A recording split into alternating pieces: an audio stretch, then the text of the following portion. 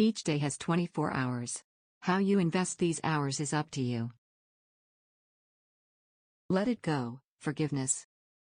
Forgiveness is not an occasional art, it is a permanent attitude. Martin Luther King Jr.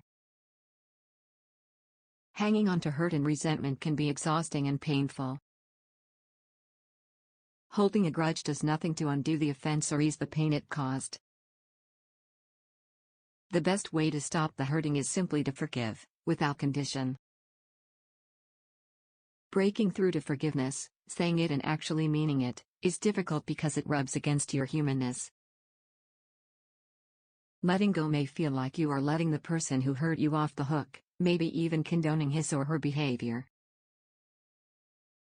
The irony is that choosing to forgive lets you off the hook. Forgiveness exchanges a tangled mess of emotion for healing and renewal and releases you to go on with your life. Forgiveness is tough but possible, especially with God's help. God is the one who established the model for forgiveness, and God practiced it long before you ever had reason to forgive anyone. God created forgiveness as a way of re-establishing relationship with His most cherished creation, humankind. God doesn't want to see you carrying around a load of hurt and resentment. He wants you to let go. Things that are impossible for you are possible for Him, and miracles happen.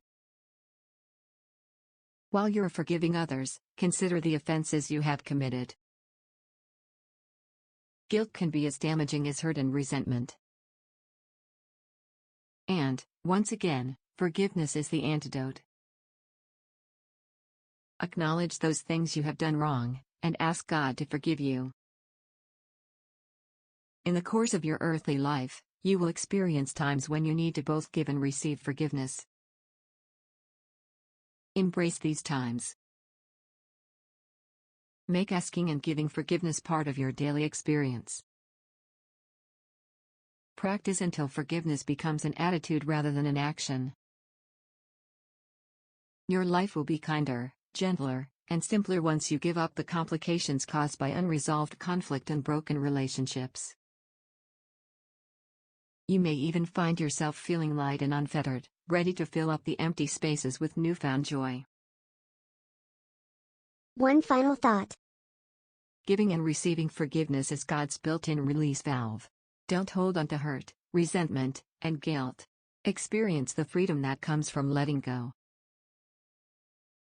Thoughts for simply living. Bear with one another, and, if anyone has a complaint against another, forgive each other, just as the Lord has forgiven you, so you also must forgive.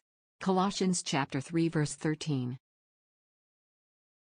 To forgive is to set a prisoner free and discover the prisoner was you.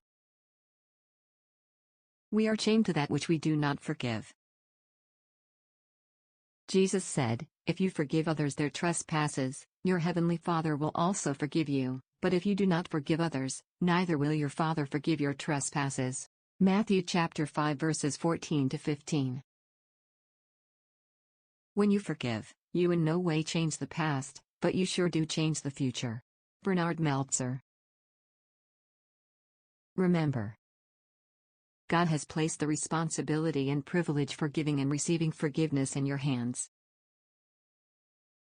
God has promised to perform a mighty miracle in your heart, freeing you to use your energy in more productive ways. Forgiving others places you in the path of healing and restoration for your own life. Forgiveness brings a sense of joy and relief to your life. Simplify. Before you go to sleep at night, forgive those who have offended you and ask for God's forgiveness. Apologize quickly and specifically when you commit an offense. For additional help, write the offense on a piece of paper and then tear the paper into tiny pieces, demonstrating your decision to give and receive forgiveness. Find a quiet place and ask for God's help in learning to forgive. When you want to forgive, but can't seem to do it, give God time to get your heart lined up with your decision. Please support our channel by hitting like and subscribe. You can also send your support on our Ko-fi and Patreon accounts. Links are provided in the description box below. Thank you and good day.